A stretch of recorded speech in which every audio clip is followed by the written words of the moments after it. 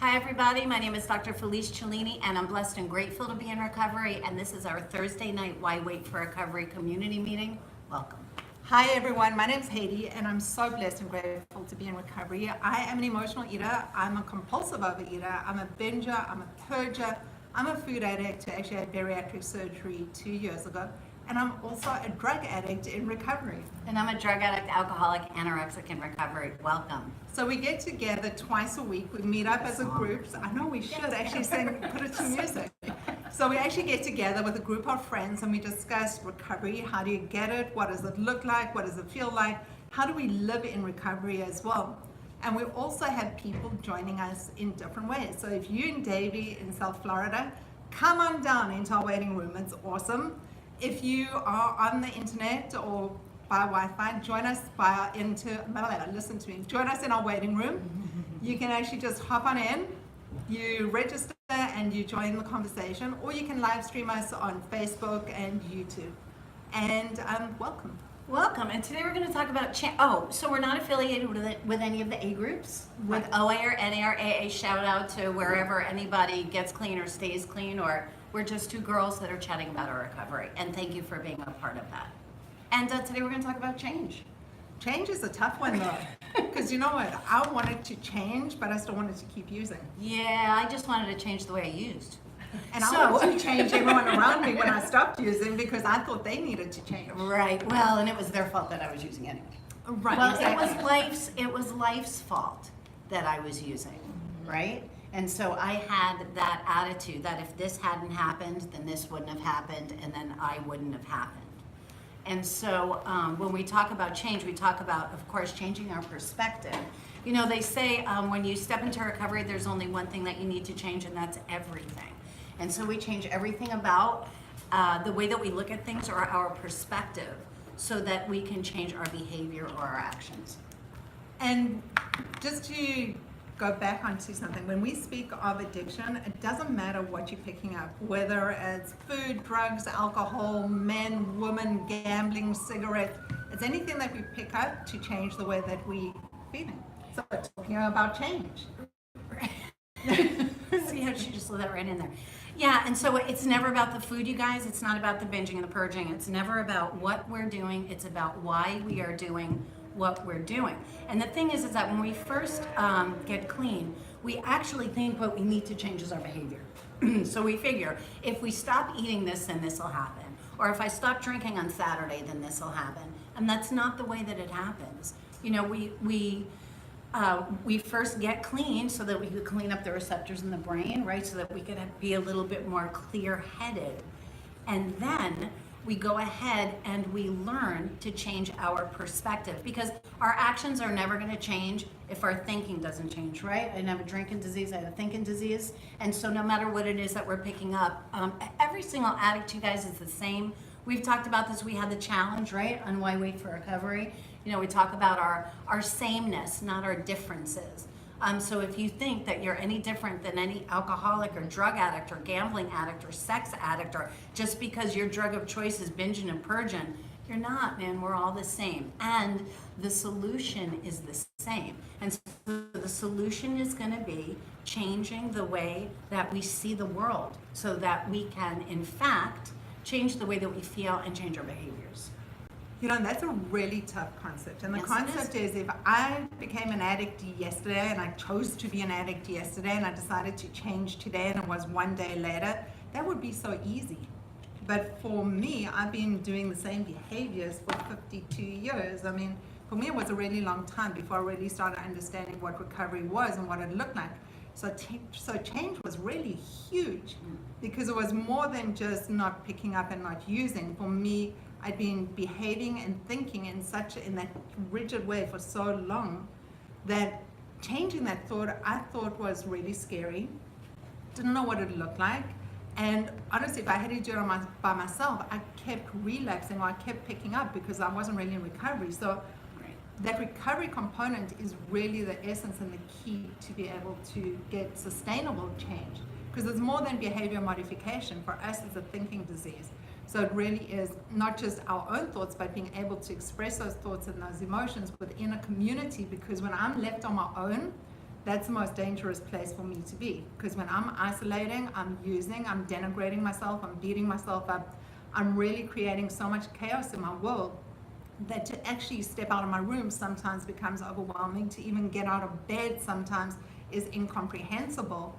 And I actually become incapacitated, besides the way I start speaking and how angry I become and how obnoxious I become and the way I talk to the people that I love and the way I am just turned into this other person that really spiritually doesn't sit very well with me. Yeah, and you guys, so when you talk about changing your thinking, we're talking about changing our thinking and also having the understanding that I can't change your thoughts as much as I want to. As much as I want to change your opinion of me and the way that you see the world and the way that you act so that my life can be better, it doesn't work like that. And so it's always going to be about me changing my perspective so that I can change my actions, right? And so we talk about coming from a place of abundance as opposed to a place of lack. We talk about living in gratitude instead of being angry and pissed off and discontent. And you guys, when we're in active addiction, that's what we are. We're angry and pissed off and discontent and fearful. We run around with so much fear inside of us, right? Fear, we say all the negative emotions are fear-based, not getting what we want or losing what we have. And for most of us, that's a very big deal. And you know, you said it's so scary to make any kind of change, and that's so true. And so even though we're in the midst of our addiction, we talk about how at least we know what that looks like. And no matter how scary it looks like to stay in active addiction, a lot of times it seems a whole lot scarier to think of living our life without our addiction.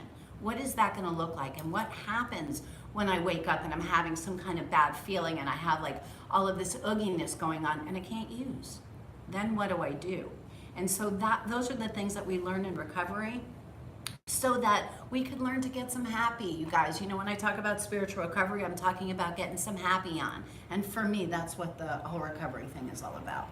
Well, for me, it's also being able to get out of my head and see the greater wide world, and also know that there's more to life than just me, and actually be participating in my life and have a life rather than sitting inside this tiny little space that's up here.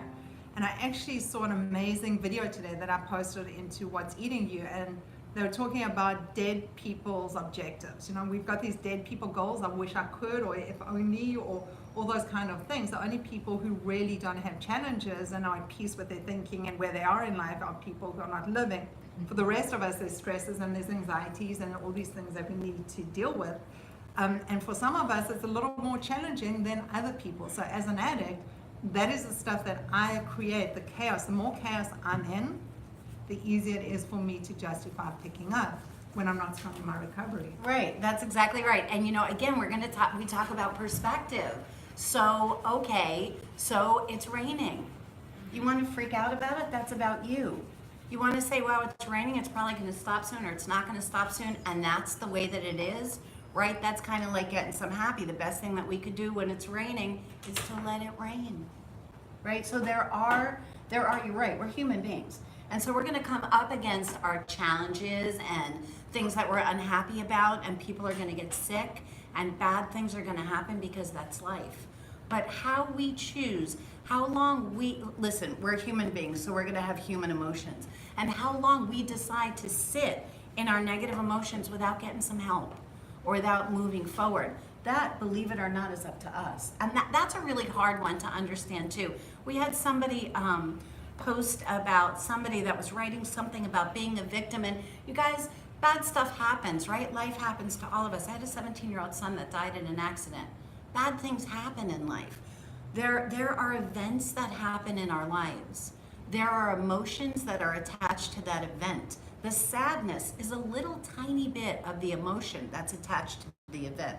The guilt and the fear and the shame, all of the other stuff that comes along with it. Again, losing what I have or not getting what I want, right? Losing the love, maybe, you know, losing my self-respect, losing whatever. All of those things that come along with it, we can get help working through those things so that we don't have to stay in that horrible place. That we can move to a place where we're working on our ouches that happen, and we can learn to put them eventually in a certain place. Don't happen overnight, like, hey, I got recovery and, you know, my best friend, God forbid, passed away and I'm fine.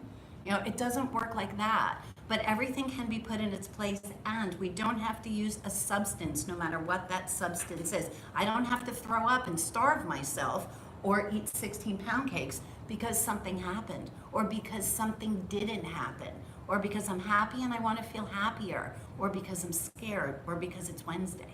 I don't have to use because of those things. Yes. And what makes it easy as well is being in community. So when I'm surrounded by like-minded people who have had what I want, which is really good, strong recovery, and they've achieved it, for me, being able to talk in a place that I can say I need help and I'm scared and this has happened, and have it, instead of sitting in the problem, actually stepping into a solution, for me has been key in terms of recovery. And that's what we get within the community, is that recovery solution of, okay, this happened, how long do you want to sit in it, what are the solutions that you can look for at, and moving forward. And sometimes it's not instantaneous, and sometimes those solutions take time, and sometimes it takes a little bit more input. Before, when I was in active addiction, I dealt with a lot of opinions. So I became the expert of a lot of stuff in my world until I actually started stepping into the recovery room and saying, you know, the stuff that I presented as this person who knows so much and is so confident is really a facade, because on the inside I'm scared and I'm really very vulnerable and I feel like I have to present in a certain way, but I don't know how to deal with this and I don't know how to ask for help. And those are the things that we learn in recovery, is those thoughts that keep us sick and those little things in our head that tell us don't speak up now, or don't actually voice yourself now, or you're not good enough, or you can't do that. All those little voices, those are the things that are important, because if we keep them there, that's what keeps us sick. So being in community helps us not only voice it out, but also learn from and identify with other people who are sharing. And that was one of the questions you had last week. Was what? Was the homework Was I you gave, there? Right, the homework that you gave to people was identifying things that are similar within other people. Right, things that make us the same as opposed to things that make us different.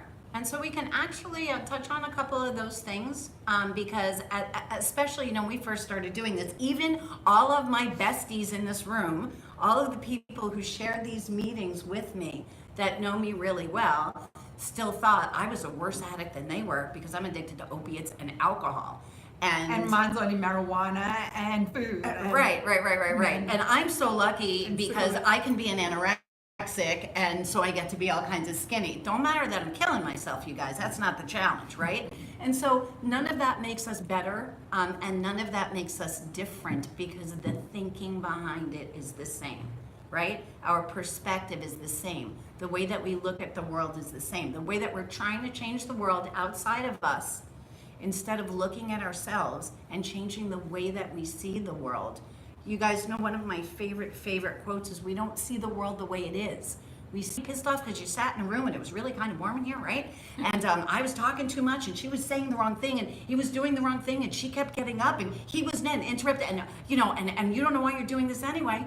Or to say, hey, you know what, I met some folks and I listened to some stuff and they get to make a choice, and it was an hour out of the house. Same thing's happening. Your perspective is different. And so we're going to learn to change our perspective so we can get some happy. So you mean those go-to behaviors that I used to have when I was in active addiction, when things would happen and bad stuff would happen, or things were disagreeable, or things made me uncomfortable, I would go and I'd use, and it would be the same as me picking something up and beating myself up, like picking up that bat and then beating myself up, like, this happened, you don't deserve this, so you should feel worse, and let me punish you, and keep doing the same thing over so I could feel even worse. Yeah, and so that's what we do. And we get a lot of, you know, well, and I don't want to feel the way that I'm feeling. I love when there's an accident and people are pissed off because they're going to be late for work, as opposed to thanking the universe that it's not your kid in the car in front of you that's in the accident.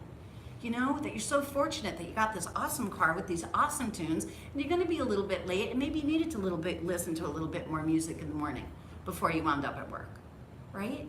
So it's our perspective, same situation, looking at it differently. So we're going to go around, and we're not up on Zoom, so I'm going to call you guys out. Is there anybody that wants to share before I call on you?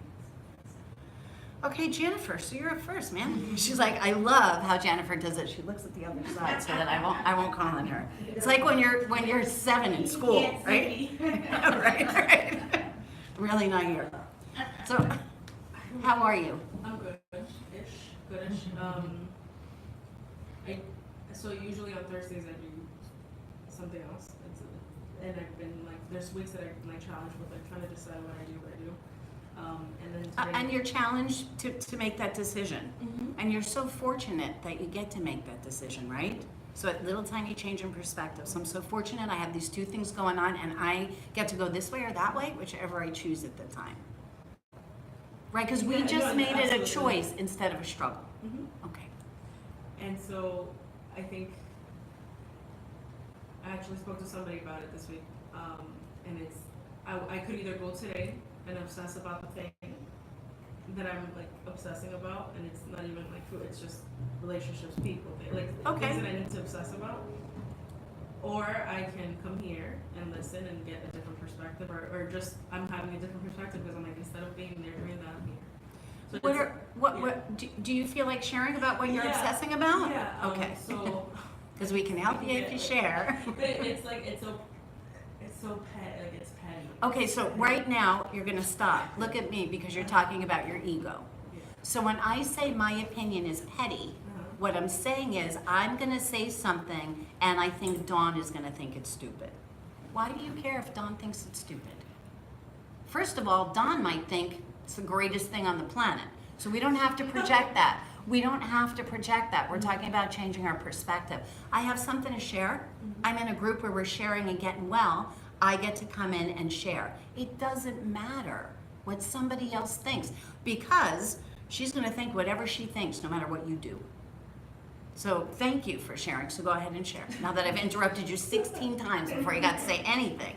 And I'm comfortable with that. So it's okay. I'll do the short version. I've been in and it's my sense of spirituality is what I found to be my spirituality, and it's, believe it or not, it's Zumba, and it's my, Perfect. it's what I love, and it's been my like safe place, or my happy place, whatever you want to call it. Mm-hmm. And all of a sudden now there's somebody there that's new, and they chose out of all the spots in the huge thing, they chose mine.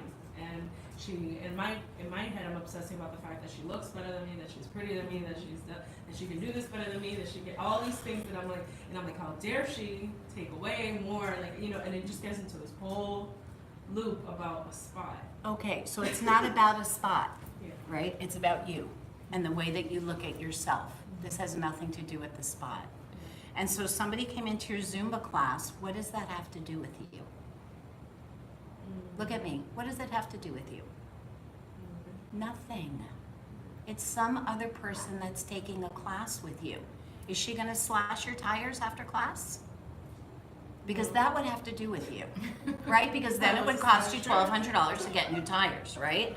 So that would have to do with you. So there's some other being or entity that came into a class, and whatever somebody else's opinion about that, remember all of this stuff that's going on now, you're making up. There's a story that you're telling yourself. You guys, I tell you guys, if you're gonna make up a story, make up a great one. Wow, there's this new girl and she came to Zumba and she's probably so cool and so nice, and you know, maybe we'll have something in common, and I'm gonna find out where she got her shirt because I really loved her shirt, you know, last time. Whatever. But she's there and she looks better or she sounds better, or you have no idea of who she is or what she is. And it's got nothing to do with you. So remember, when we're spiritually in active addiction, I'm going to think about what's going on around me, look at the negative stuff about what's going on around me, and take it upon myself. And if only she wouldn't show up, I would be happy. She's got nothing to do with your happy. It's because you don't feel good enough, and you don't feel comfortable in yourself, and you feel like you're less than, and you feel like other people compare you to other people because you judge yourself. So this is all about you judging you. It's not about the other girl. And that's the part when we get some recovery. You guys, when we do workshop, we do this work and you guys kick and... But you're number two, you're not number one. And they never got to number two. And that's all right. You know, the person in front of me needed it more than I did. Yeah, so thank you for sharing so much. And so you guys, that's recovery.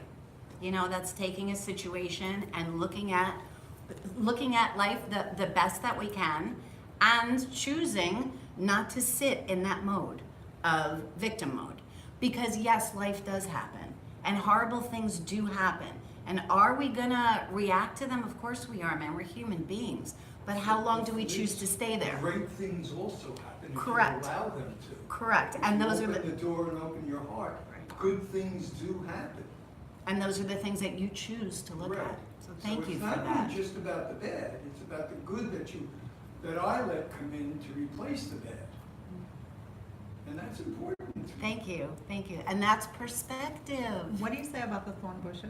Right, and we could be grateful that the thorn bushes have roses, or be pissed off that the rose bushes have thorns, right? So same, it's the same, it's the same thing. Simply, but the same thing. Thank you so much. Thank you. Hi. It's good. I was away for a nice long weekend, and I feel very relaxed. So, in the space of recovery and feeling relaxed, that was good because normally I wouldn't let myself chill. My husband had like a flu or something when we were away, and I could have really made it really wrong because it was. And I've done that in past trips. Like, this is my time, and I, like. How where dare am I- he get sick? Of course. Well, It's all about me. Yeah. right, obviously. And where do I have to run to? I told him, but he wasn't feeling well. But I said the reality is I was not happy that he was sick, but I really didn't need to run around. I got more sleep, didn't have to get challenged with more food than I needed to deal with, and meditated a lot and did nature walks. So that was really different for me because normally I'd be like on his case, and it was nice. It was actually. I turned the perspective because the bottom line is we were together, and we had just been like racing. Even though we were doing kind of the same things we do at home, when you're away from home, it was a little different. Mhm. But it was interesting. Somehow we hadn't gone out that night because he wasn't feeling it. And I was checking my email and I found out that someone got into my Amazon account. Mhm. Now, this was September 4th, but someone had been trying to get into my Amazon account since August 29th. Okay. And I ignored it because it kept on saying, if this isn't you, don't worry about it. Okay. But it was like a lot. Like they kept on trying like 10, Okay. 15 times. Finally, they got in, and I saw like I let that go for 5 days. And fortunately, I caught it, and they closed the account and whatever they charged. But it was like this, like a violation. Like, oh my God, like someone's stalking me or someone's doing something, and I really had to just like go with. All I had to do was correct it, and my husband kind of got on my case a little bit because of my attention to not having attention to these things. Mhm. But I didn't, and I corrected it. Okay, So I so didn't make a big something deal. happened. Yeah. Yeah, and you talked about, he had made reference to you didn't take care of it or whatever, and what your reasons for, a lot of times, you guys, it's easier to sit back and not do, right? Because there's a little bit of fear attached to it, no matter what it is. Oh my Right. God, this might be this, and so I'm just gonna let it go. And again, if I look this way, nobody's gonna know I'm in the room. Basically the same thing. Yeah. And so when we're met with a challenge and we meet it head on, usually what's going to happen is we spend a whole lot less time being worried and a whole lot more time being happy that it's done. Yeah, it was good. So the fun part, because I've shared before about like him being on my case with food, is we just linked up our credit cards just as a safe to make sure like if someone's charging something, Okay. we'd know it. So the other day I went to Wawa to get a soda, and it's like $1.06, and right away he calls me. He goes like, "I see you bought a soda," because I've been having my diet soda in part of my recovery just for this, because it just is. Okay, so there. tell me the feelings behind it, not the action. Well, actually, so I you was bought a laughing. soda, he called you out on it. Because I had shared, and I just started laughing instead of getting, like I just said, it was good to laugh. Like instead of, he just called me out on me. Like he has this conversation that I shouldn't have soda, but it's still none of his business of what I do or don't have. Which isn't the important part, right? Right. The important part of it is that you didn't feel badly about it. Right. Right, so And- that's his shtick, Yeah. and that's what he's doing. Right. And that has to do with him, and it doesn't have to do with you. Yeah, and it was great to laugh, and I said, it's so great that I could laugh with you instead of like, Being angry. yeah. Which is what happened the weekend before. You got Correct. angry, you decided to get angry and take it personally and feel ashamed, Yes. and then you had a crappy weekend. Yeah. Right. Yeah. So if even the week before, if you would have giggled at it and said, "Okay, he's a human being, and I accept him for who he is, Yeah. and that's his shtick, Right. and I choose to be happy right now, no matter Yeah. what his shtick is." Right, yeah, and then hopefully, well, it doesn't matter, but I had bought some dinner before I came here, and he just calls me up, And I think, I don't even know what he said, but I just love that I could laugh, like, instead of getting pissed off. And I realized from this weekend is, I'm not laughing enough.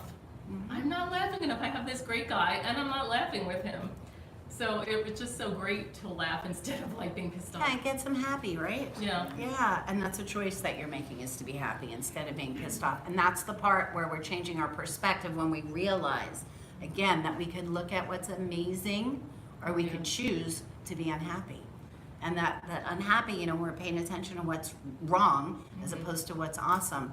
Yeah. That's what keeps us from being happy. Yeah, and then the one last thing, which was really great, like I got, like what you're saying is it's not about the food, it's just about the recovery. And I didn't bring up anything special, but everything I brought up, it just felt so good. Like, but it was because I didn't have the bloatedness, I didn't have like all that feeling when I stuffed myself with food, and I just felt great in everything I wore. Like, it was That's just good, and that's the physical part of it. Just like as an alcoholic, I stopped drinking, I'm pissed off, but at least physically I feel better. So you're talking about the physical part, and that's a given because we're getting healthy. It's Yeah. spiritually how we're feeling that's gonna allow us or not allow us to stay in recovery.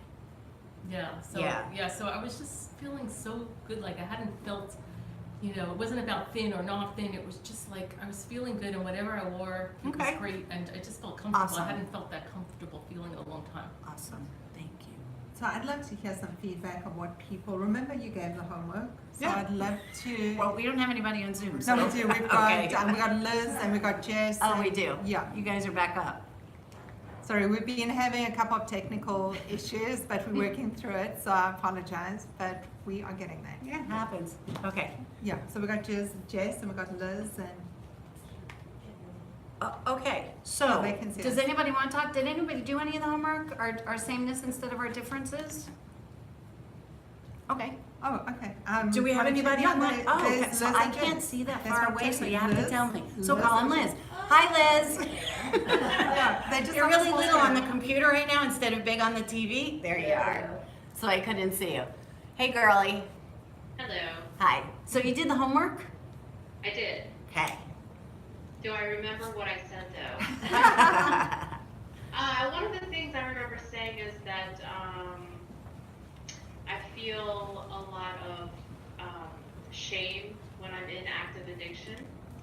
And then another thing I said was I have a lot of obsession, not just about food, about everything. Mm-hmm. And then another thing was that when I'm in addiction or active addiction, I feel like I'm out of control. Like I have no control over anything, not just myself or my eating. It's just everything. Everything seems out of control. I don't And remember what the fourth thing was. And so that's the way, we've all been in active addiction, and that's the way that every single one of us feels when we're in active addiction, because we allow our behavior to control the stuff that we are doing personally, right? We're just kind of acting, doing whatever we do, not to feel. We feel like crap about ourselves. We feel like crap about the fact that we're using. And actually, when we're in active addiction, it's almost an out, because now I get to look at how crappy it is that I'm using, and I get to feel so bad because I'm using all the time, as opposed to taking a look at myself and asking myself, why is it that I'm doing what I'm doing, right? Now I can take all of my chaos and put all that chaos toward my actions as opposed to my feelings and what's driving my actions.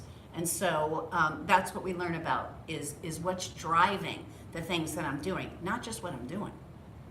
Right? We know what we're doing. Does everybody know what they're doing? You pick up, you pick up. Okay, that happened, right? So we all know what we're doing. We feel absolutely out of control doing what we're doing. So you're absolutely so right about that. But why are we doing it? When you talk about I feel guilty and I feel ashamed and I feel, all of that stuff, that is what makes us all feel exactly the same. Jan, you had a question? It's not a question, kind of a question. But what if you're not inactive? I don't know how. Like, what is active addiction exactly? Because what if you're not acting out? I guess. Okay, so, But you're still same exact mentality. Like it hasn't changed. okay, so we're talking about abstinence as opposed to recovery, Got it. right?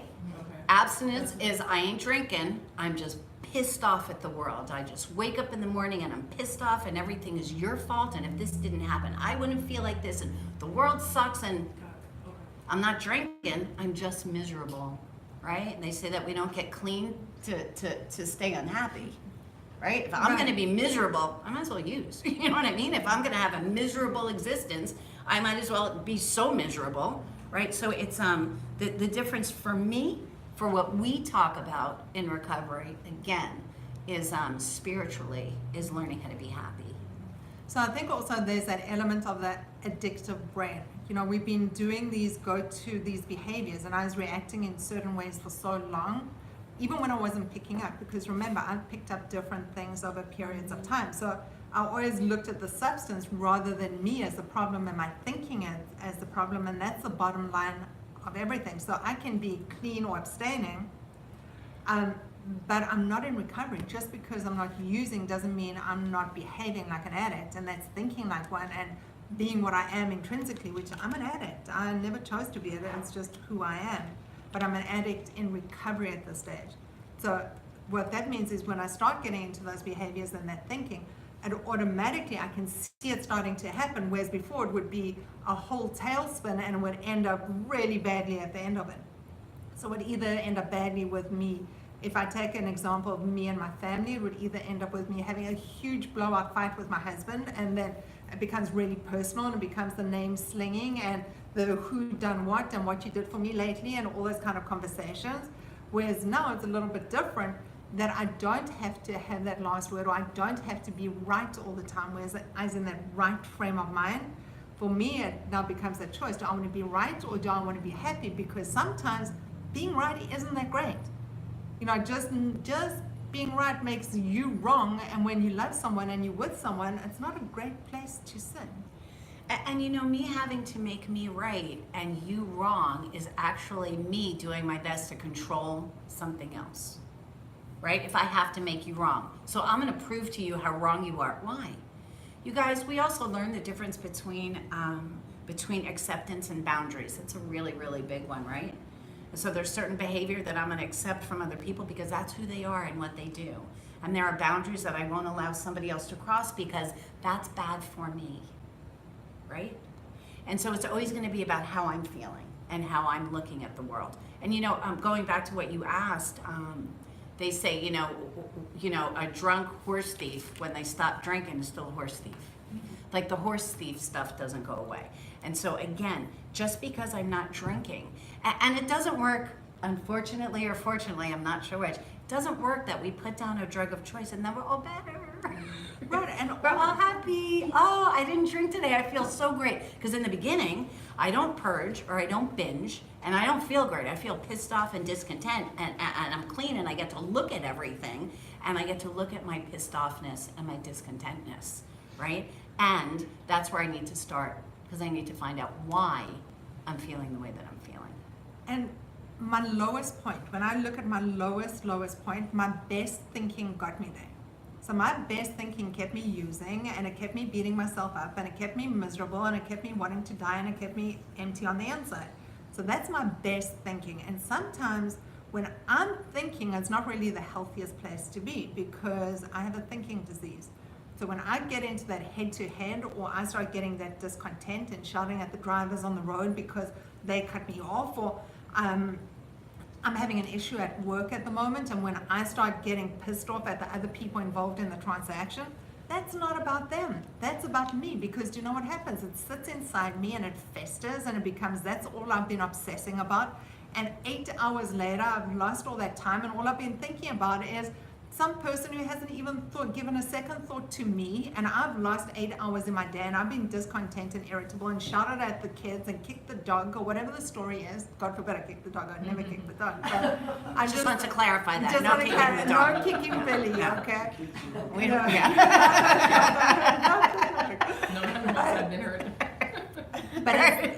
Right, so it's that whole spiral down that as an addict, if I let my head get into control, I was an addict that made decisions that hurt me.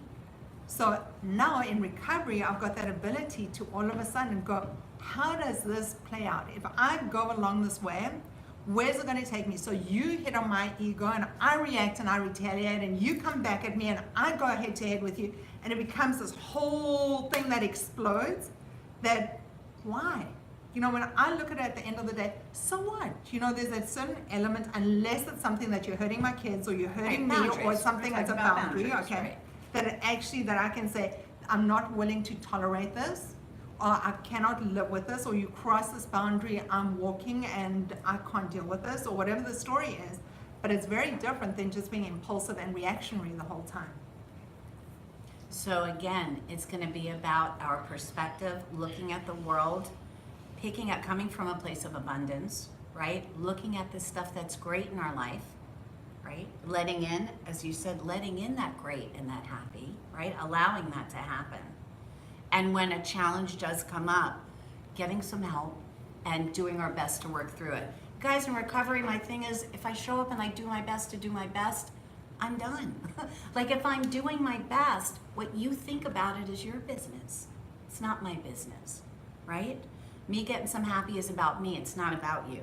The world turns the way that it turns. I have zero control over that. The way that I look at the way the world is turning, I have 100% control over that. Thank you. And also the way you react to it. Of course, yeah. That's Yeah. 100% we're able to control that. Right. But that's not something that happens overnight. It doesn't. No, it's not like that pill that you can take and be recovered. No pills. No pills. We're not taking that. I already took all the pills. There aren't any more left. How are you?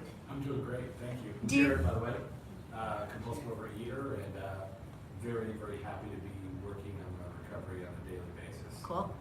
I'm glad to be here, and for me, I was thinking and talking to my wife this week about kind of the journey I've been on the last year, been really focused on my recovery, and just kind of thinking back to when I was kind of at my worst, the kind of the hopelessness that comes with that, and how that hopelessness is really the cage that holds us in to that place that we are. Because I'm thinking about where I was on my weight and my health, and just how far it seemed I had to go to get to a place that was acceptable or normal or any of those things. And that journey from where I was to where I thought I needed to go just seemed insurmountable, impossible. And like there was Right. no way that I could ever do it. So what did that do? That just bred hopelessness, which made me go, well, screw it.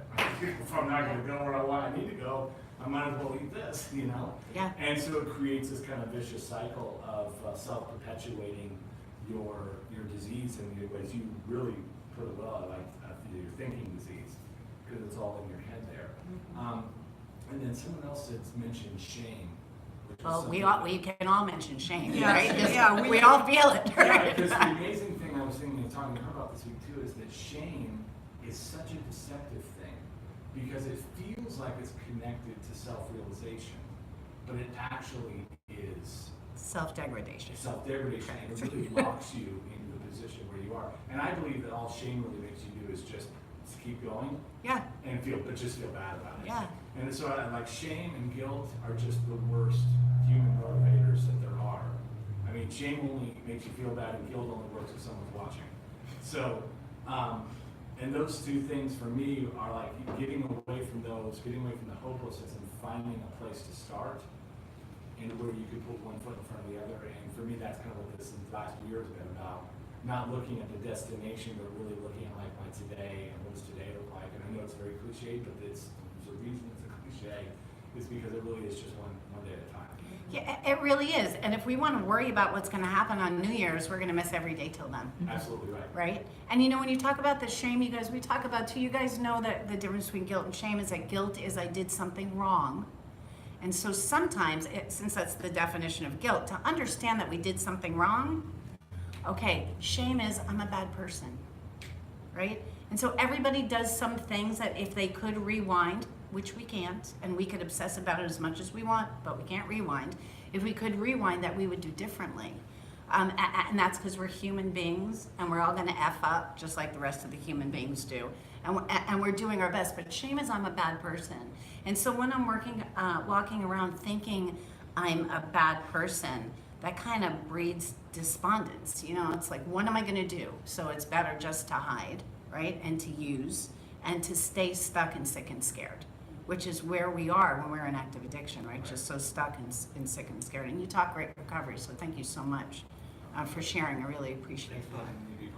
You know, you also you touched on something, and it touched something with me. I'm that serial dieter, so I can relate things to, I've picked up many substances. So for me, the food one is the hardest one for people to understand. I really believe that because it's so acceptable in society.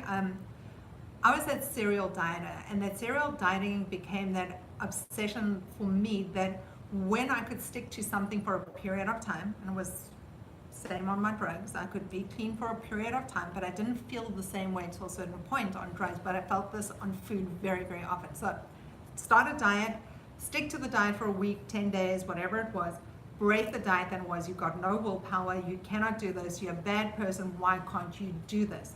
And it became self-perpetuating all the time, especially with that food. So it was constant negative affirmations that I was giving myself in terms of, you're bad, you can't do this, you're incapable of doing it.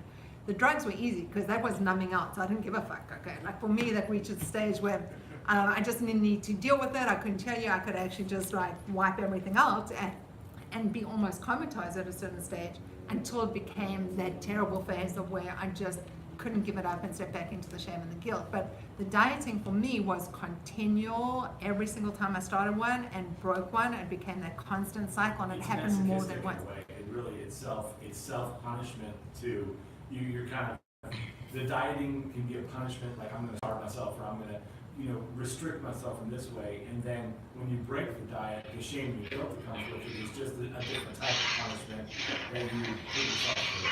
So it's an interesting. You're kind of just punishing and self. It's like a self-fulfilling prophecy almost. And when we're talking about dieting, we're talking about. Can you ask somebody to mute themselves, please? When we're talking about dieting, we're talking about changing our behavior.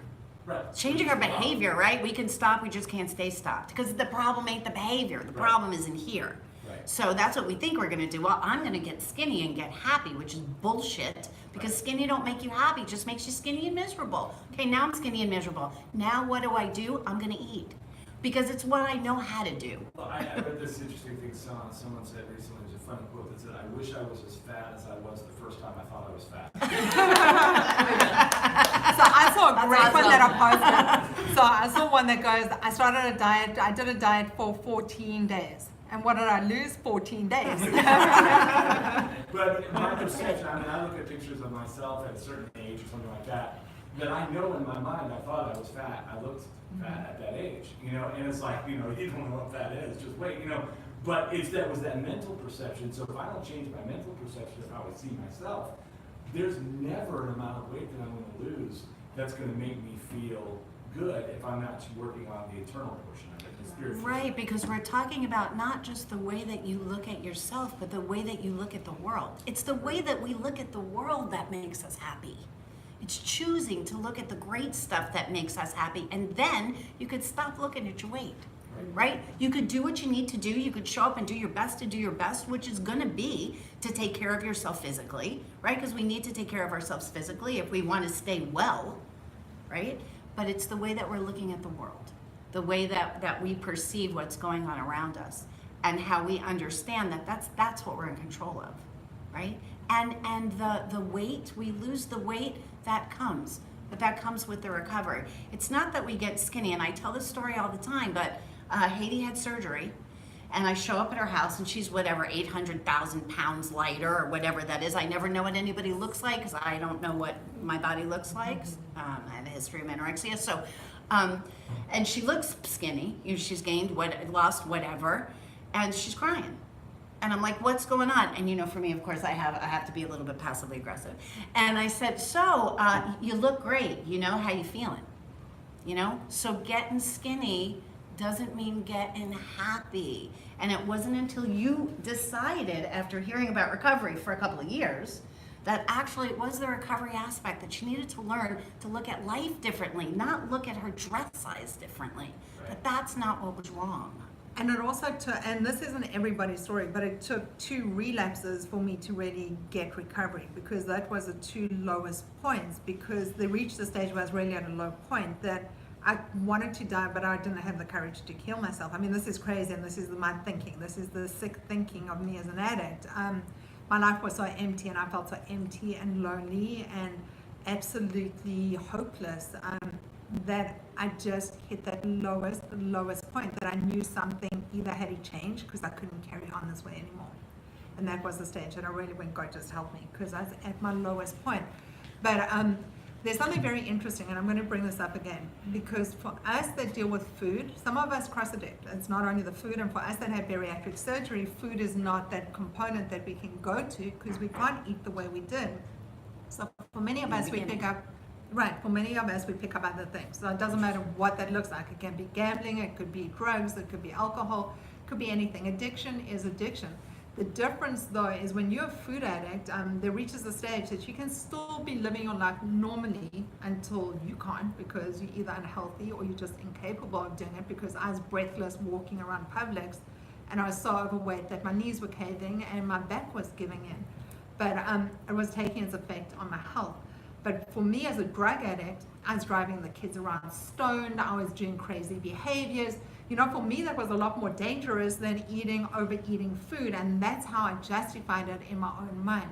But it still took me to that point of just one more, and one more is never enough, and then chasing my whatever it was, whether it's the drugs, whether it's the food, whatever the story was, it still became that obsessive thought that the more I thought about it, the more amplified it actually became, and it became the only thing I thought about, okay? And then I just lost everything. I lost communicating with my kids and my husband and being present and enjoying my friends and actually living a life, because all I was doing was sitting inside this head, thinking where I should be or where I've come from. So it was never really being present. And that's where addiction always looks the same. No matter what you're picking up, we'll all end up in that same place. Yeah, incomprehensible demoralization, as they say, and that's my favorite 2 lines in that big book. Incomprehensible demoralization. That nobody can imagine what it feels like to be an addict in active addiction. And I do like that you said, you know, it's easier for you to point your finger at me because I'm a drug addict, I'm a pillhead. Like, wow, you have to really be a piece of shit to be a drug addict. You know, you guys just overeat. Okay, so anyway, but the ends are the same, and spiritually we start out the same, and what drives that behavior is the same. We have a couple more minutes. Right, can I just quickly Yes. make one point? So we do run these workshops because honestly, recovery is something that is, happiness is like an inside affair, something that's an inside job. It takes work. It's not something that you just get. It's important to stay in community, but it's also important to do the work, and it's a lot easier when you're doing it with other people. So our next workshop is October the 20th. So if Okay. you're interested, you can sign up straight from Facebook. Thank you. I'm gonna be there. Me too. How are you? I'm good. I went away last weekend. I had a nice break from, here. And I haven't been going to other meetings. I keep promising myself, I don't know, I've just been lazy about it. There's nothing in particular going on, nothing good, nothing bad, just I don't feel like doing what I don't want to do. How do you feel about it? Not good. So, Okay, so that's the challenge, right? Right. It's not that I'm not going to a meeting. It's that I'm not going to go to a meeting and I'm going to beat myself up about it and feel like shit about it. Right. So that happened. So Yeah. what do we want to do so that we don't have to beat ourselves up? So we either need to say, it's okay for me not to go to a meeting, right, or I'm going to go to a meeting, right, right? That's the recovery part of it, Right. right? Change your perspective or change your actions. right. So I'm on the going to a meeting bus. Oh, you're in a meeting, so well done. Exactly. Right, right, good job you. So, yeah, that's it. Okay, it's really good to see you. Thanks. Nice to see you today. Dawny, what's up, girlie? Well, let's see, I was thinking, you talked about change earlier, and I was thinking, this morning about how much, 9 months clean and sober, and, in Congratulations. the past 9 months, thank you very much, I have done more probably than I did in the 5 years prior to that. I mean, mean like traveling and getting in the ocean and going places and doing things, healthy things, and so because I have a few bucks because I'm not spending. At the drug dealer. It's funny how that works like that, right? So that's a really positive change that I've been experiencing. So that made me happy, to realize that. It's like when I'm doing those things, I feel really good and happy and kind of fulfilled and, positive and like recovering. And then I kind of forget about it. So to think about it this morning was good. It was a good reminder that recovery is awesome. So you feel blessed and grateful. Blessed and grateful. Right, and so it's awesome. List 3 things that we're grateful for and our strength for the day on what's eating you every night, and I invite people to do that little teeny tiny way that we change our perspective. I love you guys that fight about writing a gratitude list. It's like, well, why should I have to write a gratitude list? I shouldn't really have to write it down. I don't think that that's fair. And why would she? Okay, don't. But in the meantime, though, it does help to change your perspective a tad. And, you guys, we talk about how recovery isn't for people who want it because we all want to get better. And it's not for people who need it because everybody in active addiction needs recovery. It's about people who are willing to do what it takes to start changing their perspective. And so we put the gratitude list out there as just some little teeny tiny thing that we get to do at the end of the day or at the beginning of the day that says, hey, universe, you know what? Or hey, God, or hey, whatever we call that. I'm grateful for this, and today, my strength was this. I'm going to give myself that little pat on the back instead of putting myself down today. To say, well, even if it's today I did my gratitude list, that could be my strength for today. So one really simple thing to change your perspective, to change your perspective, to get to look at what's awesome in your life at the end or the beginning or the middle of the day whenever you decide to do it. So I know I already put out a challenge, but do your gratitude list, guys, if you want to. You have to do 2 challenges. We don't want to get happy twice in one day. That's way too much for somebody to ask, right? Is for us to get happy twice. So I just want to say something because the other thing, talking about gratitude, is firstly, we are so grateful to Angelique for all the work that she does Thank to you, help Ange. us Thank you. live stream and do all the things that we do. She's invaluable, and thank you. And also to the West Broward Club for allowing us to have these meetings here. We're really grateful for the space and to be able to do it because recovery really is awesome, and getting the message out there is so important. People shouldn't have to struggle.